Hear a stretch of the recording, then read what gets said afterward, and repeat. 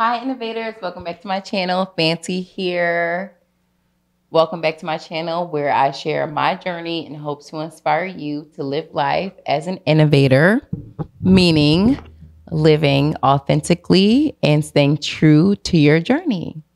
So for today's episode, we are discussing the importance of sustaining your relationship and continuing to date your spouse. So, as you all know, I love to talk about femininity and relationships, friendships, and the journey within yourself.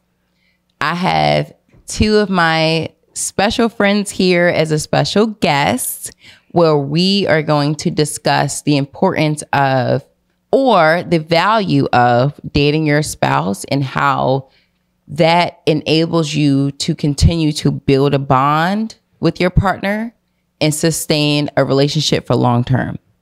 So, without further ado, let's get into it. Welcome to Wine Wisdom.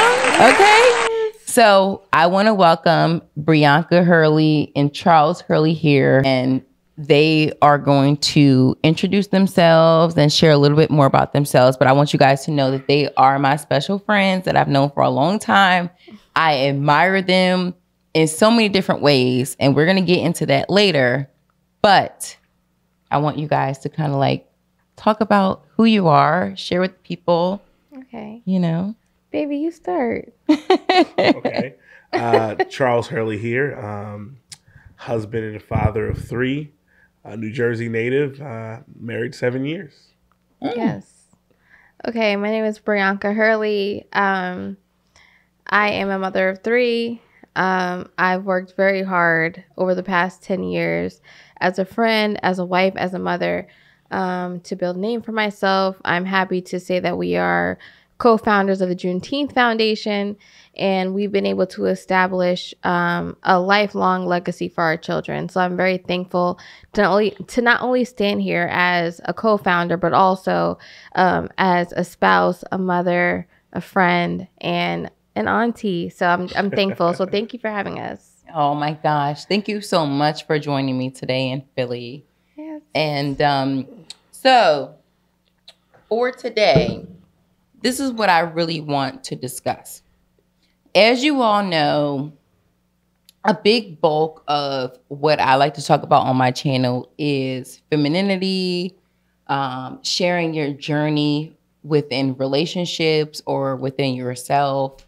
And having two of my dearest friends here today, I would like for them to share with you all the things that I've been able to witness, okay, as a friend, and how they've been able to walk through the journey of getting to marriage, right? But not only getting to marriage, but also sustaining marriage, sustaining a great relationship. And I think this is important for us to share because a lot of what I share with you all is based around being a better you, right? To attract your kingdom man. But once we get to the stage of attracting your kingdom man, it's more of how do you sustain that relationship? So what I want to talk about with Brianka and Charles is I would like for them to talk to us about the journey that it has taken for them to get to where they are today, having three kids, having businesses, having careers, family endeavors. There's so much going on. So first things first, I would really like for you guys, for you guys to share with all of us. I know because I have special privileges. But share with my innovators on the importance of the foundation that you guys have all built before you got to marriage. Okay. And what that actually looked like, because we want to kind of focus on the dating aspect, right? Like, what is it that Charles, Bree, whoever wants to chime in, what is it that really propelled you guys to the next level? When it started from dating until marriage, like what did that look like? So I think we were lucky in a lot of ways, right? There's a bit of an age gap between us, and I think that played a strong role in, like, the creating of our foundation, I should say, right?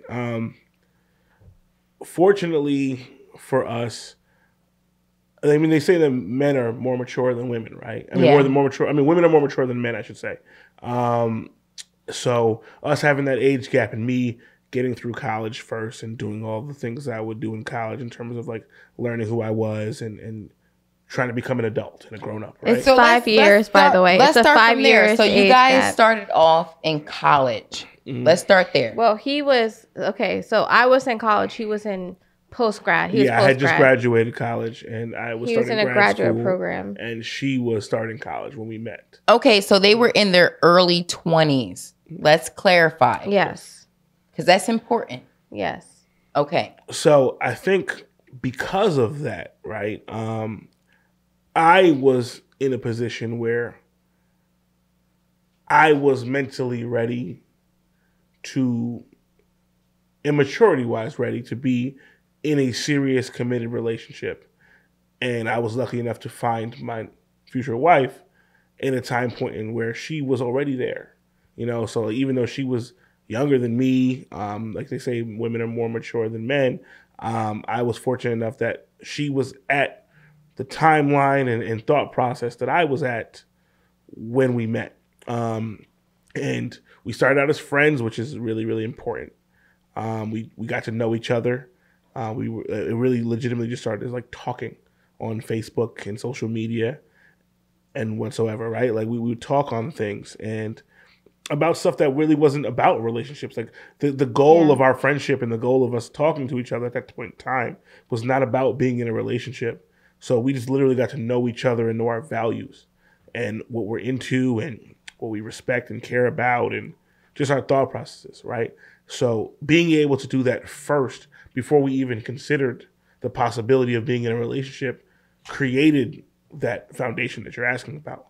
So it was much easier to transition to being in a relationship because we were friends, but we weren't the friends where it's like, oh, people talk about friend zones or, oh, hey, like I would have considered him, but he's too much like this, so I'm making him a friend. That's not how our relationship was created, right? It was really just like I met her one day when I was at the school doing some stuff for my fraternity, and she happened to be there, and we were just chatting, and we just continued that conversation over some months, and then over time was like, you know what? I really like her. Let's see, like, if this is something that we can take to the next level. So we created a foundation without doing it on purpose. It was organic, and it was real. I'm very thankful that our initial interaction was not infatuation. I think it helped us build a bond that is completely unbreakable, and there's nothing or anyone that can break what we have. I think the fact that it truly was based on a God-driven interaction that turned into a decade plus of a relationship, I think it speaks volumes because neither of us were looking for that. I mean, when I met him, it was actually, I don't even know if he knows the background, but I'm a homebody. People who know me know I like to sleep. I like to nap, right? And so when I started my pre-med program at Seton Hall, I started Seton Hall, Jersey in the building. Jersey in the building. Yes, Seton Hall, New Jersey, East Orange. Or South Orange. South Orange. I mean, it's the border. It's the middle, right? Yeah. But so for me, it was really like I was focused on school. I wasn't thinking about any of that, right? And so I was just really excited to be there, to get into the program. I was just happy that I was like a few that was chosen, right? So I think it speaks to my pathway to meeting him. I was few of who was chosen to be on this program and be in this program and study rigorously to like really focus on science, math, and that was it for the summer. They took our phones for the week. We got it back on the weekends. And then it was like, okay, so we started in May, and then in August, we got our stuff back and we were able to really start the school year, which is when everyone was starting. And that for me was a big deal because I was able to focus on school first before pleasure. So I was in a very rigorous program and I really had to focus. I couldn't play games. And I met a lot of great people. I started school. The first big event of the school year, I ended up meeting my husband, not knowing I was going to meet my husband. And so I say all to say is like, we had no intentions of any of this. And I think if I can offer any advice for anyone who's dating, who is looking for their future spouse, is to let it happen naturally. That's really a thing. I promise you it is. Because for me, and I think I can speak for you as well, we were not intentionally looking to go find our spouse that day. It just happened, and we built it on genuine friendship. I think there was obviously very clear interaction and clear attraction, but we weren't thinking about that, so we didn't act on it initially. I think I'm blessed because we focused on the friendship first. And I think that helped us build a bond overall. But what I will say is like, to your question, like what has helped us get here? The initial start is really friendship. It's so cliche and people hate that, right? They hate hearing it, but it really is. It's true. Be friends with your partner. Be okay? friends. But Yep. because at the end of the day, you might not like your partner all the time. You may not love your partner all the time, but that's your person, right? You have to like the person in general to continue a relationship. So to sum this all up, I'm thankful because our interaction was not forced. It really was built on substance, and it was built on building a relationship and a friendship. And then it just spiraled after that, I feel like. Yeah. Right? Yeah. Yeah, I love it. So when we think about so you all have gotten connected pre-pandemic. Mm-hmm. And I've heard so much about the changes and how relationships come about post-pandemic. So when I hear you guys' story, I want to go back to Bree from a woman's perspective. Back then, prior to the COVID, Bree, from your perspective, what are some tips or aspects that made you realize that I want to go further with Charles in the dating aspect? Like, what is it that light bulb went off for you where you're like, you know what? I think this could be my husband. Mm-hmm. Like, when did that happen for you? And what were some of the things that happened that made you solidify that's what you want? So I didn't know this when it happened, but I realized later on as I matured that I'm really big on intention. Intention is very big for me. If you are willing to commit your time and effort to do something, and I guess it's a love language, right? But it's like, for me, if you're showing yourself as worthy enough to be with a woman of substance, then I can take my time as well to be with a man of substance. And so I think my biggest thing is what made me look at him differently was when I realized he was taking his time and effort to be with me physically and mentally and spiritually.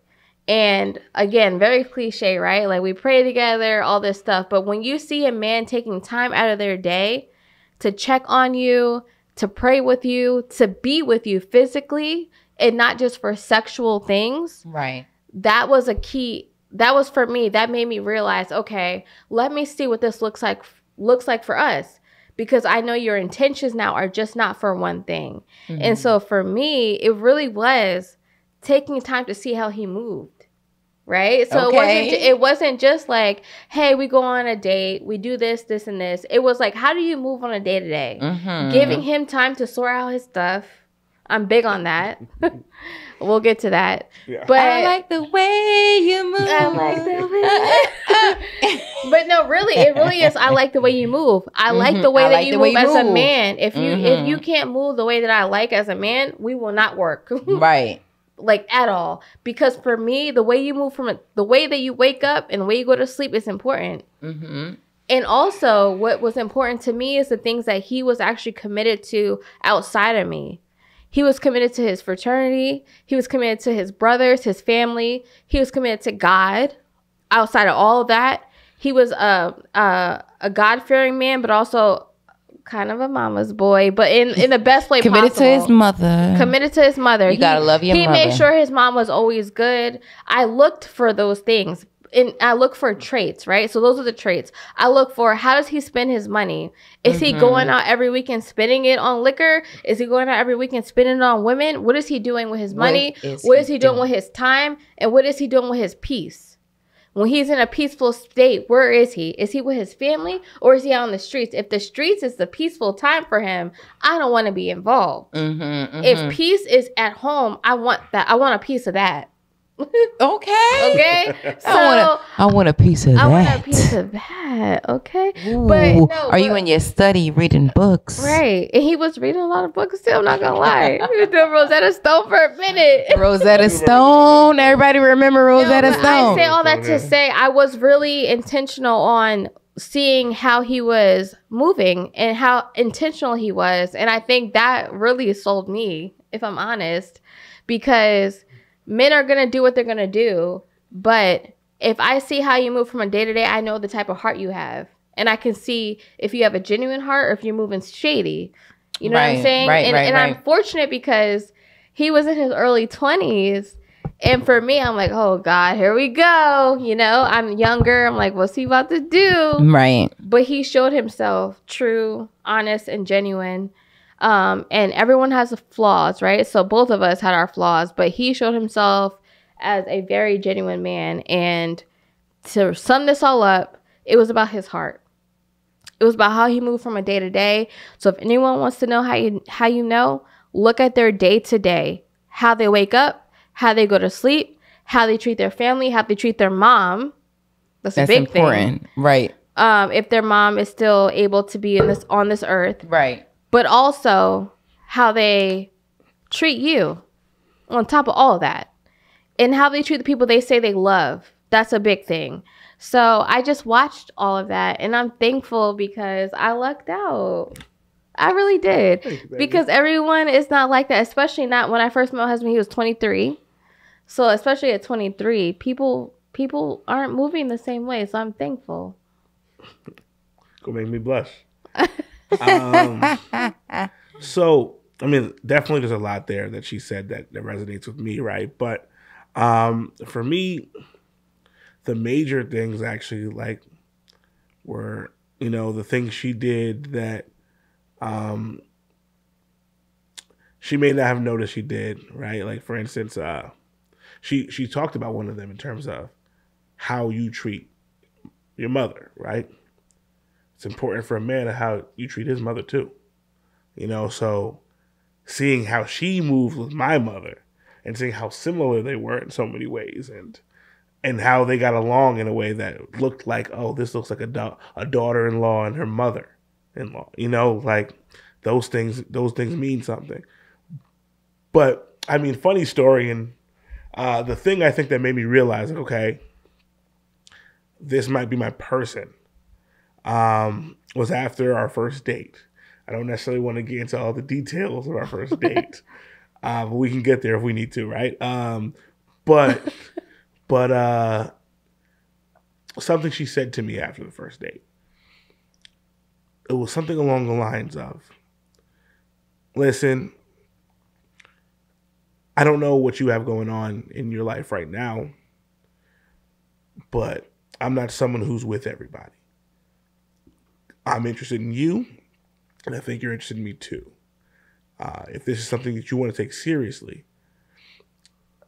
I'm giving you basically 30 days or so to tie up any loose ends you have and let me know that this is something you're committed to.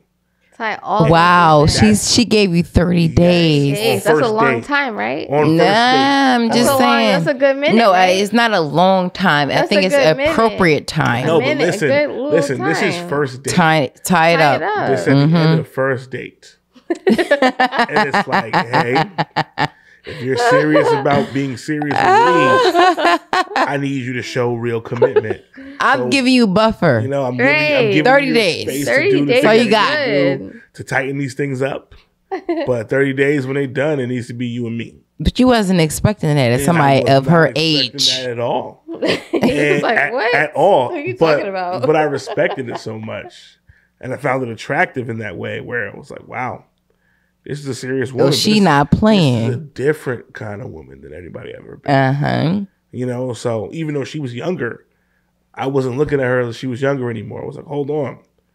There's a woman who knows what she wants. Yeah. And she's willing to communicate what she wants. I don't have to mind read. Yes. I have to figure out what it is I got to do to I play think whatever that's very game important. and do the little dance to like make sure that's what she likes. You know, it was no, this is me.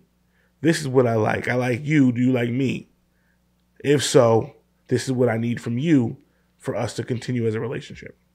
And I'm a very direct person in general. I'm a matter of fact person. I'm a lawyer by trade. It's in me. It's what we do, right? And for her to be like that from the beginning, she was talking that talk. And it was a talk that I needed to hear. And walking talk that I wanted walk. to hear. And Walk it like I talk it. and Walk it like I it was talk just it. what it was, Walk right? it Like like I so talk- Sorry. I think from that moment I was like, okay, this is the kind of woman I like. I'm not sure if I knew that before. Right. You know, but hearing it come from her at least. That's what I wanted to hear. That's what I needed to hear. And it was perfect for me and what our relationship was going to be. At that time. No, I love that. I love hearing that from the very beginning, even at the point in life that you guys were at. Guys, I mean, being so young, you really don't know that you want to take life so seriously. But knowing that you guys have is just so admirable. And I love that about you guys. Thank you. Thank you. That's another reason why I just aspire and to your relationship, right? Because you guys have done so many of the right things so early. Oh, I appreciate that. So early, Hurleys. Okay. I love it. Hashtag. Hashtag. So early, Hurleys. No, so I love that. Thank you so much for sharing the beginning and the foundation of what has propelled you guys to get to where you are now, right? Because I think that foundation is very important. And a lot of my listeners need to hear this because you need to get to know your partner on a deeper level, right? Yeah. And that's a lot of what I preach is asking the right questions, being intentional. And I think you guys were very intentional before intentional dating was a thing. Mm-hmm. Yeah. Like you guys were doing it already. Yeah. So this is not necessarily exactly on topic, but there's something that I always find really interesting about our relationship as well, is that we started dating right before like the internet dating bubble popped. Yep. You know, so like before a lot of dating apps. We never before these websites. Before any of that. And I'm not saying that to be negative or shun it's not a bad thing, right? What I'm saying is that like I found that when talking to my friends and colleagues and others who have been on the apps, some of that intentional dating or some of that ability to be intentional kind of gets removed. Yes. With the apps, right? Where yes. you don't get to necessarily know the person. I believe in that way before you start dating them, because it's like, hey, I'm on the app. I clicked on you or whatever you do, and now we're dating. And it's like, now what happens? Yeah. Or I'm going based off what your profile says. Right. Now I'm reading this, and this tells me everything I need to know about you, and that's not necessarily really true or a true representation of what the person's like. Right. So I'm not saying that we wouldn't have found each other if we were on dating apps. I'm not saying that. Mm-hmm. But I am saying that I felt like we were fortunate to be able to skip that because we didn't have to go through maybe the hoops we would have had to go through in order to find each other in that Absolutely. way. Mm-hmm, mm-hmm. Absolutely. 1,000%. I'm thankful because it doesn't look fun in these streets. You ain't never know what those streets was like. Yeah, Yeah, I you did. don't even know the streets.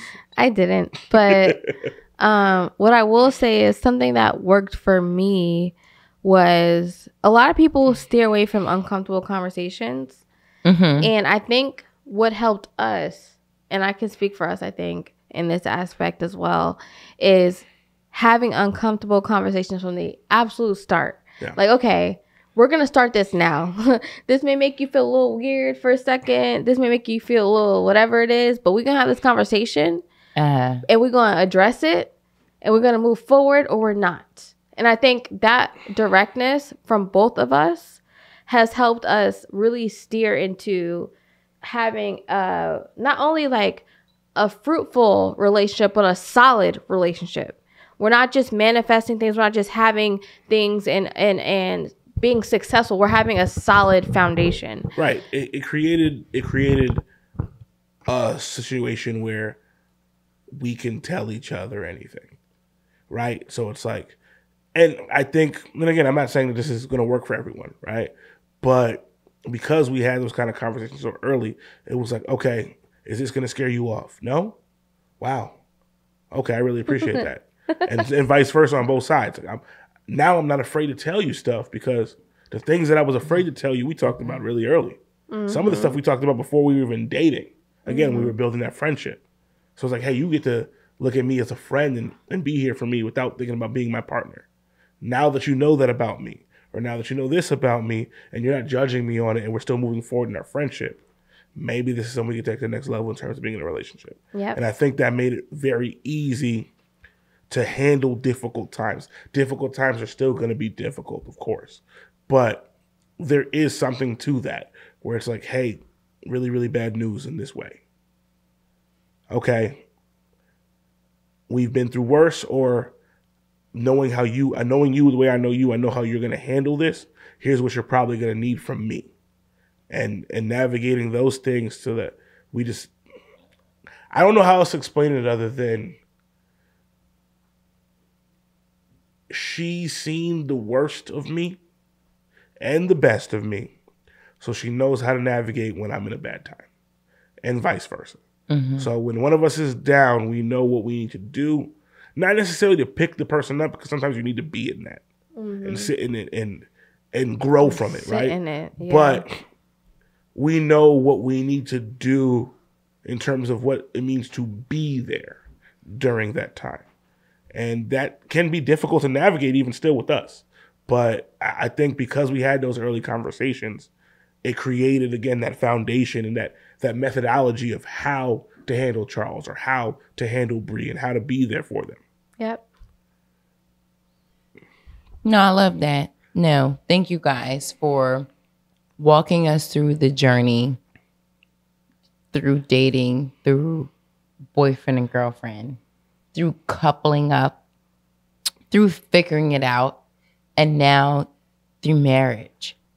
And you guys have been on this marriage journey for a long time, right? Mm-hmm. Like, you guys are seasoned now. So I would like to know, and I'm pretty sure my viewers would like to know, when it gets to the point of, once you get past 5 years, 7 years, 10 years, like, that's a long time. Mm-hmm. What is it like for you all to get to the point of, like, true satisfaction, to get to the point of, how do we continue to overcome certain humps? Because we have so many aspects in life where we can be lazy, right? We can be lazy within our fitness, our careers, our social networks, our relationship networks. And I think within relationships, being lazy is one of the easiest defaults, right? Where our relationships, we tend to, I hear it all the time. I have a lot of people around me that are in relationships where they're like, oh, girl, already got him. I already have him.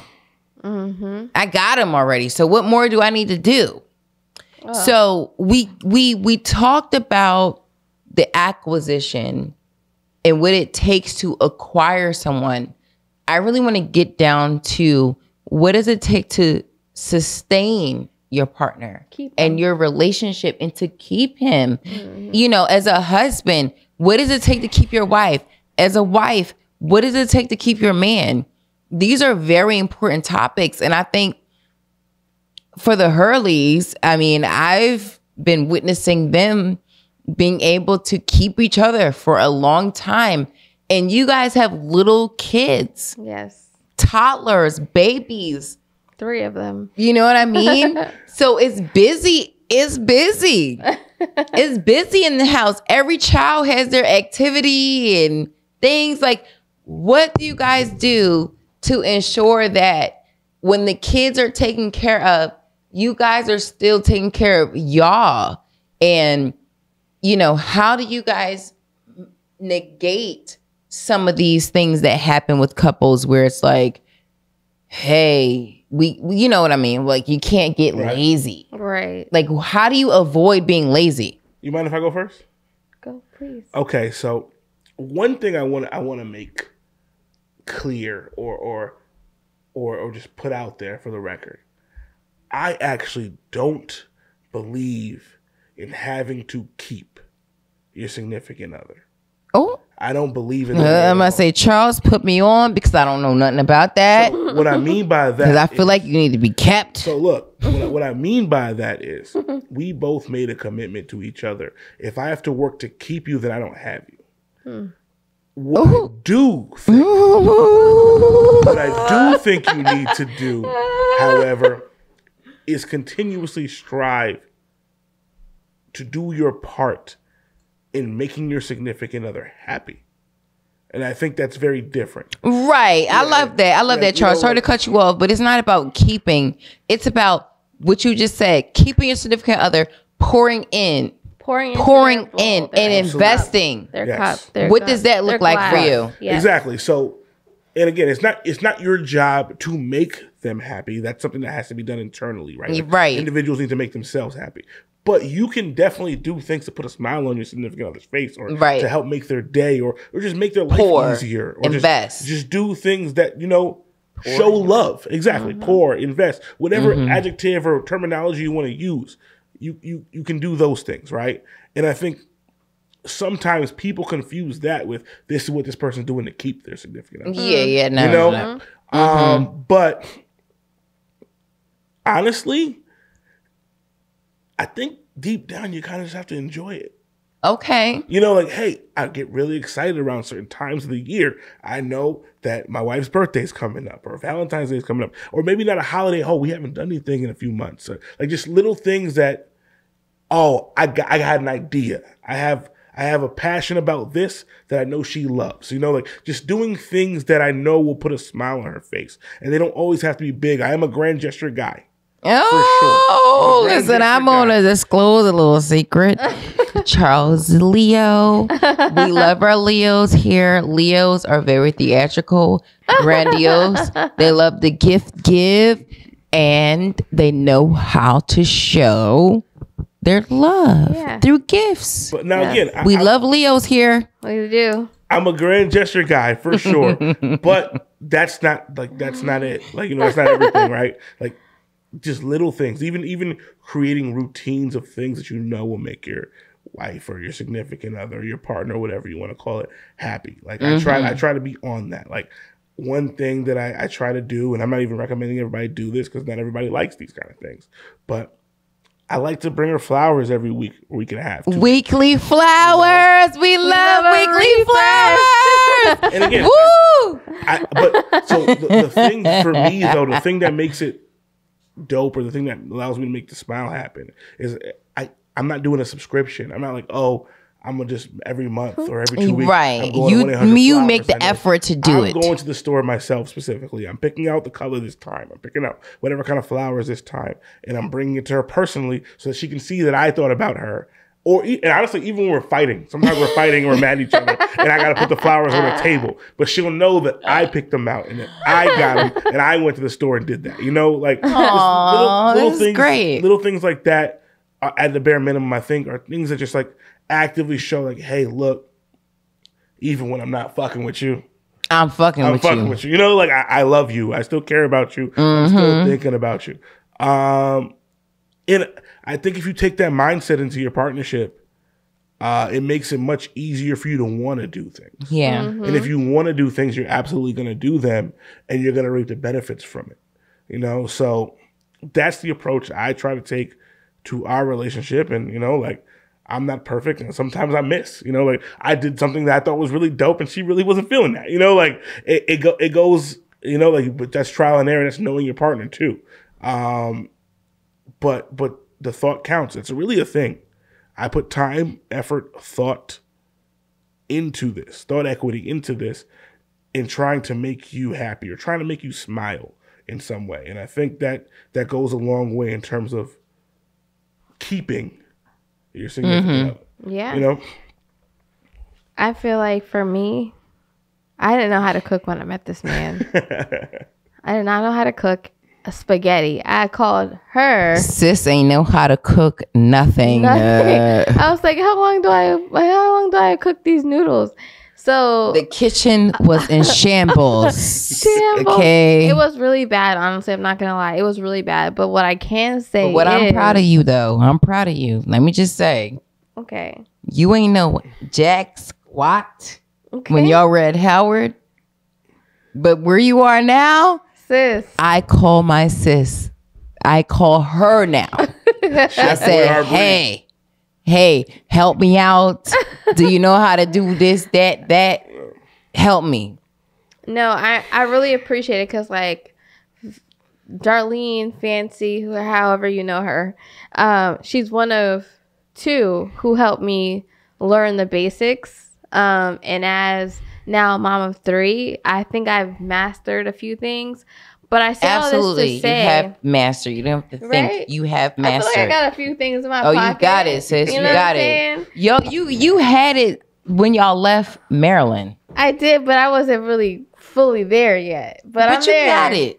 But I'm thankful because, like, I'm teaching my daughter now. I realize the importance. I'm teaching my sons as well. It's not just about my daughter. It's not just about, you know, one of the kids. It's all three of them learning how to help in the kitchen, how to make certain basic things. But I say all this to say, how have I been able to sustain it is learning what he likes, right? So it's like, to his point, he knows I really enjoy, even if I don't say it, weekly flowers. That's nice. I love it. It brings a smile to my face that just is natural. And it's just like, I walk downstairs and I see it and it just makes me feel so good.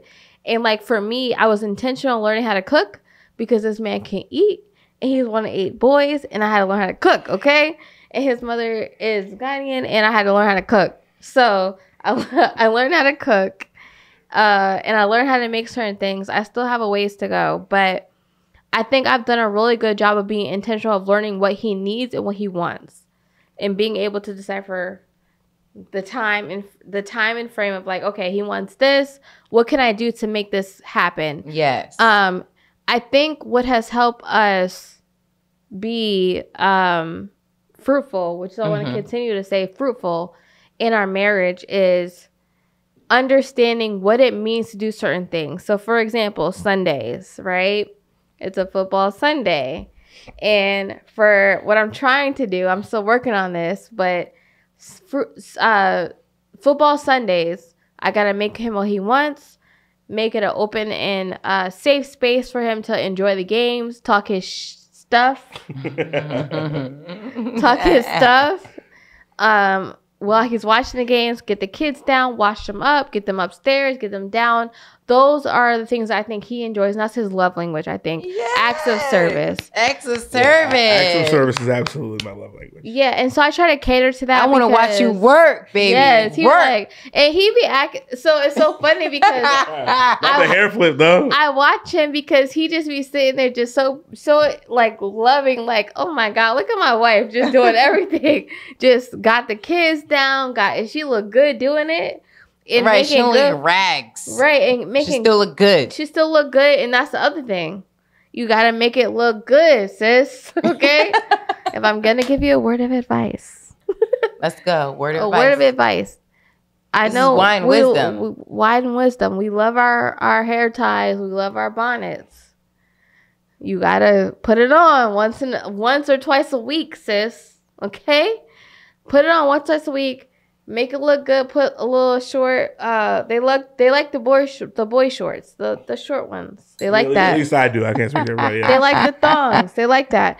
But make it look cute once in a while. If your kids aren't there, do something fun. Spark it up. Like we go somewhere. I'm like, oh, let's do this in the back. I probably can't say that. Giving out trade secrets now. But okay, It's wine wisdom, guys. It's wine wisdom. We No, being but, like, real. We make being it- raunchy. But make it fun for your spouse. Know what he likes. Know what they like. Know what she likes. Right. And also know that is going to be on their mind when you do that. Mm-hmm. And it's not for what can they do for me after I do it. It's like really enjoying what Their it means pleasure, to their them. happiness, yeah. Right. So I say all that to say I enjoy his reaction to me doing things that I've realized is his love language. Another thing, I don't think that you necessarily. I mean, I know you know it, but I don't know if you really ever truly thought about it in this way. But especially considering the fact that I'm one of 8 boys, right? Taking pride in the fact that, like, oh, my brothers can come over to the house and yeah, my wife made that. You know, my wife got it looking like Thanksgiving tonight in the crib. You know, like those things like are really cool too. It's like, wow, yeah, Charles, you won. You got it. You know, like your wife is amazing. You know, like there's things you can take pride in that way that just like, you know, make you feel good. Like having not necessarily the approval of the people you care about otherwise, but like them being able to appreciate you for the person that I appreciate you for. You know, so that's awesome. And I think that's something that you do that's amazing that is you know, I it makes me happy again to try to do other things for you because I want you to feel that too. Oh, I love that. But yeah, I like doing those things. It also feels really good as a woman to like have my brother-in-laws come over and like they're like, oh my God, I love this. Hold that though. Hold it. Hold that Okay. though. That's gonna go right there. Okay. Jahai. So my thing is, right, you guys have spoke about the journey as to what it took, what it took for individually, like how you guys have been able to get to where you are now. So being that you are where you are now, what does it take for you guys to continue to pour into each other? What advice have you been receiving, if any? Is it parent? You know, is it your upbringing? Have you been brought up in marriage-minded or marriage families? Is it God? Is it church? Is it friends? What does it take? Can I start? Sure. This is my own perception and perspective. I'm sorry. And he will have his own. I will say I no longer take advice. Okay. I think for me, my priority is my spouse and my kids. I think we've had a lot of people pour into us and we can get people's ideas and things like that, but only we know what's best for us. At the end of the day, our parents can pour into us, which they have. Yeah. Which I will say we are very, very grateful 1000%. to have parents who have been in long-standing marriages and have fought the times and have gone through decades of stuff. My father has passed as of 2015, but he was my Rest mother. in peace, and I'm Yes. sorry, sis. Thank you. And he was with my mother for coming up on his anniversary for 20 plus years Yeah. and took on 2 young sons that were not his. But what I will say is, with all of that and with guidance from both sides, I think I have made a pact and we have made a pact that we appreciate all the feedback that people have for us in our relationship. Only him and I can get through what we get through at the end of the night. Yeah. And in the middle of the night, in the beginning of the morning.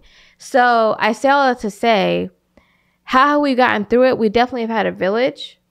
But at the end of the day, we really clinged on to our parents, like what they've shown us, what they've taught us over the years, and taking that and making it something for ourselves. Okay.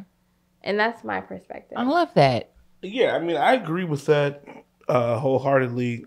I think on top of that, though, I think some of it is really even just like, the, how do I say it? Like the excitement that we get from our children.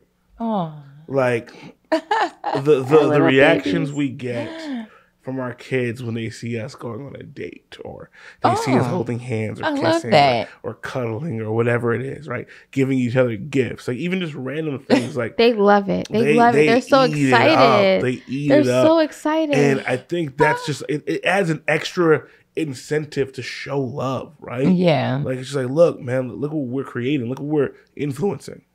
Like just by us being in love with each other, just by us showing love to each other, we're creating romantics. You will literally see the kids, like if we hug each other, someone's coming up and giving a hug. They're giggling. They're like, look at mommy and daddy. Yeah. Or they'll come up and they feel something. Yeah. And it's that's the thing that like my whole heart just was like so full when I look at the kids and they feel emotional. They don't know why. Oh. Just by like looking at us hug each other, like, and they want to come hug us and they want to like hug each other. It's just so emotional. No one knows. They can't figure out why, because love is so crazy and it just makes you feel so full and crazy and all the things. So I think for our kids and for a lot of kids, it's like they see loving parents, they feel it, but they don't understand what the feeling is yet. Especially for toddlers. They can't articulate it. But they can articulate what they see. Right.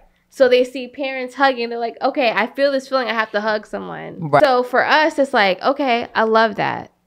And that's important for us. It's like, okay, we're not doing this to show them, to put on a show. Right. We're doing this because we truly love each other. Like, it's just love and interactions. But we appreciate that they are able to see that and feel it and not understand it, but mimic, like, oh my God, I feel this. I feel full, but I want to give it to someone else because it feels so strong. So good. I got to let it go. Anybody who has had the fortunate opportunity to meet our children know the kind of lovey-dovey teddy bears that they are. And I love them kids. They know how to give love, and they are so young, and they just express it. Yeah. And that's a true from y'all. Mm-hmm. That comes from you guys. The foundation. These kids don't just make it up. They're doing it because they see their parents doing it. Yeah. And that's important. Yeah. So I thank you both so much for sharing your journey and coming here and sharing my innovators. Innovators. The journey. Hey, innovators. The journey and what it takes, right, to build a long-lasting, solid relationship with a strong foundation. Yeah. You guys got 3 kids. It's a lot. Yes. It's a lot. It's absolutely. And I think I wanted to bring you guys on here because of the fact you have 3 kids, not just 3 kids, 3 little kids, and you still find a way to date and pour into each other and keep this thing going. Y'all take trips. Y'all, you know what I mean? Like, it can be done, guys. Being intentional. And this is why I want to show, because you have to be intentional about the things that you want. It's not about, oh, I can't do it. I can't. Find a way to do it. Find a way to pour into your partner. Yeah, you can do it. I will say, just as one additional thing there, that it really isn't about money. It really, I mean, it makes it easier when you use money.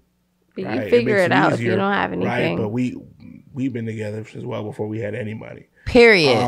We was broke. Like, period. Having a little oodles and noodles, baby. Literally. Picnic in the living room, just y'all two. And we didn't have nothing in the living room. Some music on your phone, that works too, man. Like you don't got to spend a ton of money to be romantic or do things that make your significant other smile. That goes both ways. Yeah, and we still love those nights. Yeah, don't play. Don't play with it. Don't play with it. Especially when you don't got a sitter. Okay. And you can't get rid of the kids. We going in the living room. The kids going to bed. So, yep. It's not about money, and I think that's something that a lot of people get confused. Right? Like, Yeah. hey, in order for me to show that I care about you or that I love you or whatever, I got to do something super extravagant. And it doesn't have to be that. It's really about, again, the thought process that you put into the effort that you put into it. If you plan something that doesn't cost anything, it can still be really dope. In fact, some of my biggest wins in terms of birthdays or anniversaries or whatever surprise I'm doing, Operation XYZ, have been things that didn't cost me a lot of money. That's They just true. cost me a lot of mental time. They're amazing. You know? But you've mental been time amazing. mental time is priceless too. Yeah. Wow. Well, thank you. Thank you for having us. Oh, thank you so much for And coming. I appreciate you being a witness to our love, our journey, and also being a person who's imparting us as well. So I really love you. No, absolutely. So thankful for you guys to be able to share this in front of the audience, in front of my innovators, and helping me encourage the girls that are coming up that want the things that you guys have. So I am very grateful. Thank you so much for sharing. Thank you. And if you haven't already, like the video, subscribe to my channel, and comment below some of the ways that you continue to date your spouse, to pour into each other, and to continue to connect, because it's very important to sustain a happy, healthy relationship. And till the next time, thank you. Love you. Bye.